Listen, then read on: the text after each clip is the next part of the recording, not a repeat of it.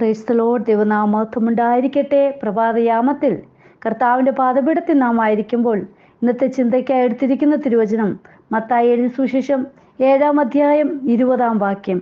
ആകയാൽ അവരുടെ ഫലത്താൽ നിങ്ങൾ അവരെ തിരിച്ചറിയും.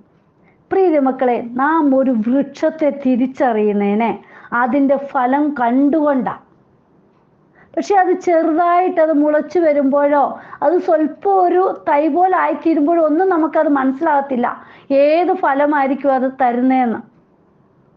നോക്കൂ, മത്തായി സുവിശേഷം 12:33 പറയുന്നുണ്ട്, ഫലം കൊണ്ടല്ലോ വൃക്ഷം അറിയുന്നത്.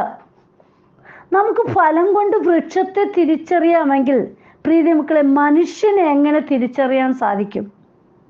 പലരും പുറമേ നോക്കുമ്പോൾ ചിരിച്ചു കാണിക്കും, പക്ഷേ അകമേ എങ്ങനെയാണെന്ന് നാം അറിയുന്നില്ല. മത്തായി സുവിശേഷം 7:15 പറയുന്നുണ്ട്, കള്ളപ്രവാചകന്മാരെ സൂക്ഷിച്ചുകൊള്ളുവീൻ, അവർ ആടുകളുടെ വേഷം പൂണ്ട് നിങ്ങളുടെ അടുക്കൽ വരുന്നു, അകമയോ കടിച്ചു കീറുന്ന ചെന്നായ്ക്കളാകുന്നു. നോക്കൂ, ആടുകൾ എങ്ങനെയാണെന്ന് നമുക്കറിയാം. അത് യജമാനന്റെ ശബ്ദം കേട്ട് പിൻഗമിക്കുന്നതാ. ആ നല്ല ഇടേൻ്റെ പുറകെ പോകുന്ന ആടുകളെ കുറിച്ച് അറിയാം. പക്ഷെ വേഷം മാത്രം ആടിൻ്റെ ആണെങ്കിൽ അവരുടെ അകം നോക്കൂ, കടിച്ചു കീറുന്ന ചെന്നായ്ക്കൾക്ക് തുല്യമാണ്. ചില പ്രവാചക വേഷം ധരിച്ച് നടക്കും, പക്ഷെ അവർ പറയുന്നത് സ്വന്തം ഹൃദയത്തിലുള്ളൂ. അതായത് മനുഷ്യരെ കാണുമ്പോൾ അവരുടെ സാഹചര്യം കാണുമ്പോഴൊക്കെ അതിന് തക്കവണ്ണം വളച്ചൊടച്ചൊക്കെ പ്രവാചകർ പറയുന്നത് നമുക്ക് കേൾക്കാൻ സാധിക്കുന്നുണ്ട്. നാം ഓരോന്നും തിരിച്ചറിയുന്നത് പ്രവൃത്തിയിലും വിശ്വാസത്തിൽ കൂടെയുമാണ് പ്രിയ മക്കളെ. മർക്കോസ് സുവിശേഷം 13:22 പറയുന്നുണ്ട്, കള്ളക്രിസ്തുക്കളും കള്ളപ്രവാചകന്മാരും എഴുന്നേറ്റ് കഴിയുമെങ്കിൽ വൃതന്മാരെയും തെറ്റിപ്പാനായി അടയാളങ്ങളും അത്ഭുതങ്ങളും കാണിക്കും, നിങ്ങളോ സൂക്ഷിച്ചുകൊള്ളുവീൻ. പ്രിയ മക്കളെ, അത്ഭുതങ്ങളും അടയാളം കണ്ട് ആരും ചതിക്കുഴിയിൽ വീഴാതിരിക്കുവാൻ നോക്കണം. ഇവിടെ പറഞ്ഞിരിക്കുക, നിങ്ങളോ സൂക്ഷിച്ചുകൊള്ളുവീൻ. മുന്നമേ പറഞ്ഞിരിക്കുക, പലതും കേൾക്കുകയും കാണുകയും നാം ചെയ്യുന്നത് ഇത് തന്നെയാ. നാം നമ്മെ തന്നെ സൂക്ഷിച്ചാൽ നന്നായിരിക്കും. മുന്നമേ ദൈവഹിതത്തിന് അല്ലാതെ വചനത്തിൽ നമ്മെ ഓരോന്നും പറയുന്നത് ഇനി നടക്കാൻ പോകുന്നത് ഇതുപോലെ തന്നെയാണെന്ന്. ഇവിടെ പറഞ്ഞിരിക്കുന്നത് എന്താ? കള്ളപ്രവാചകന്മാരെ സൂക്ഷിച്ചുകൊള്ളുവിൻ. ഹല്ലേലൂയ. കൊലോസ്യർക്ക് ലേഖനം 2:8 പറയുന്നുണ്ട്, തത്വജ്ഞാനവും വെറും വഞ്ചനയും കൊണ്ട് ആരും നിങ്ങളെ കവർന്നു കളയാതിരിപ്പാൻ സൂക്ഷിപ്പീൻ. അത് മനുഷ്യരുടെ സമ്പ്രദായത്തിനൊത്തവണ്ണം ലോകത്തിന്റെ ആദ്യ പാഠങ്ങൾക്കൊത്തവണ്ണം അല്ലാതെ ക്രിസ്തുവിനൊത്തവണ്ണം ഉള്ളതല്ല. നോക്കൂ, പഠിച്ച പാഠങ്ങൾക്കനുസരിച്ച് അവർ പറഞ്ഞുകൊണ്ട് നടക്കുക. അത് ക്രിസ്തുവിൽ നിന്നോ യേശുപ്പൻ പറഞ്ഞതോ അതൊന്നുമല്ല പറയുന്നത്. അവരുടെ ഹൃദയത്തിൽ അവർക്ക് തോന്നുന്നത് പറയുന്നേ. ഹല്ലേലൂയ. പ്രിയ മക്കളെ, ദൈവഹിതത്തിന് എതിരായിട്ടുള്ള എല്ലാത്തിൽ നിന്നും നാം ഒഴിവുള്ളവരായിരിക്കണം. പലതും പറഞ്ഞ് ദൈവവചനത്തിൽ നമ്മെ പിന്തിരിപ്പിക്കുവാൻ ഈ നാളുകളിൽ ശ്രമിക്കുന്നവർ ഏറെയാ. അതുകൊണ്ട് നാം കരുതലുള്ളവരായിരിക്കണം.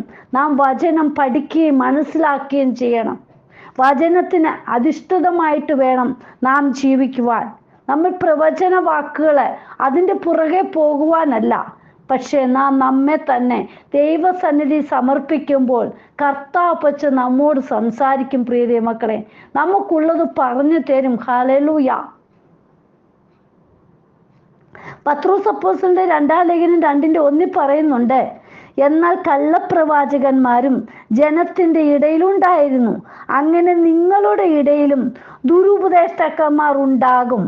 അവർ നാശകരമായ മതഭേദങ്ങളെ നുഴയിച്ച് തങ്ങളെ വിലയ്ക്ക് വാങ്ങിയ നാഥനെ തള്ളിപ്പറഞ്ഞ് തങ്ങൾക്ക് തന്നെ ശീഘ്രനാശം വരുത്തും. ഹല്ലേലൂയ. നോക്കൂ, പത്രോസ് അപ്പോസ്തലൻ പറയുകയാണ്, കള്ളപ്രവാചകന്മാരും ജനത്തിന്റെ ഇടയിൽ അന്നുമുണ്ട് ഇന്നുമുണ്ട്. ഹല്ലേലൂയ. പക്ഷേ നാം നമ്മെ തന്നെ സൂക്ഷിക്കുക. നമ്മുടെ അപ്പനെ ഒരിക്കലും നമ്മൾ തള്ളിപ്പറയുവാൻ ഇടയാകരുത്. ഹല്ലേലൂയ. തിരുവഴുത്തി തന്നെ പറഞ്ഞിരിക്കുക, നിങ്ങളുടെ ഇടയിലും ദുരുപദേഷ്ടക്കന്മാർ ഉണ്ടെന്നുള്ളത്.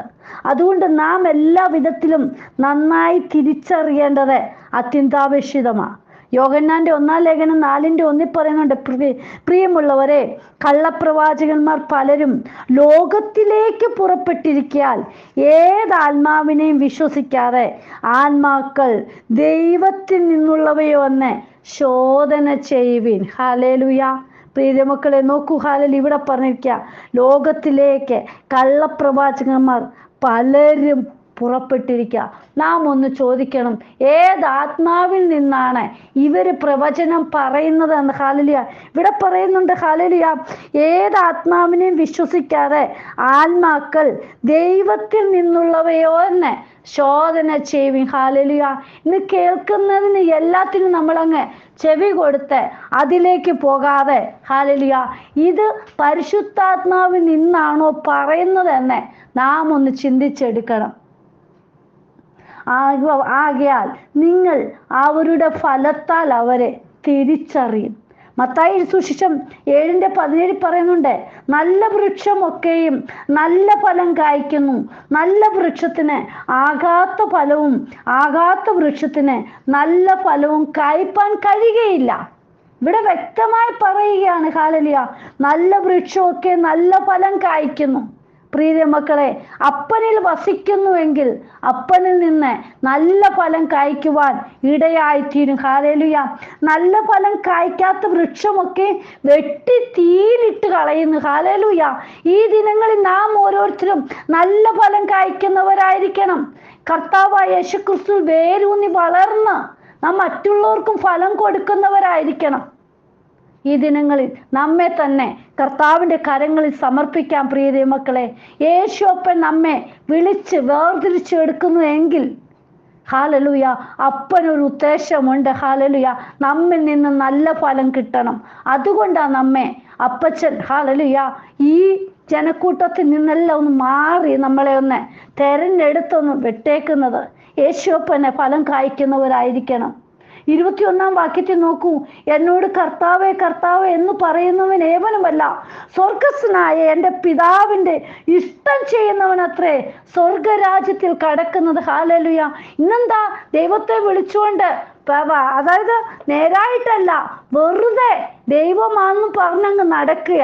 പക്ഷെ ആ ദൈവങ്ങൾ നമ്മൾ സ്വർഗസ്നായ കർത്താവപ്പച്ചനിൽ വേണം വിശ്വസിക്കുവാൻ, അപ്പനിൽ വേണം നാം ആശ്രയം വയ്ക്കുവാൻ. ഇവിടെ പറഞ്ഞു നോക്കൂ, എന്നോട് ഹല്ലേലൂയ കർത്താവേ കർത്താവേ എന്ന് പറയുന്ന ഏവനുമല്ല, സ്വർഗസ്നായ പിതാവിൻ്റെ ഇഷ്ടം ചെയ്യുന്നവൻ അത്രേ സ്വർഗരാജ്യത്തിൽ കടക്കുന്നത്. ഹല്ലേലൂയ.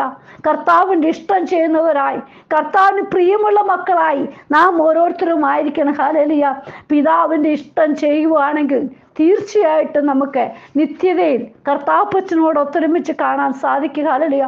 അപ്പന് ഹിതമാവണ്ണം നടന്ന് അപ്പൻ്റെ സ്വഭാവത്തിൽ, ഹല്ലേലൂയ, വേരൂന്നി വളർന്ന് മറ്റുള്ളവർക്ക് നമ്മൾ ഫലമുള്ളവരായി തീരണം.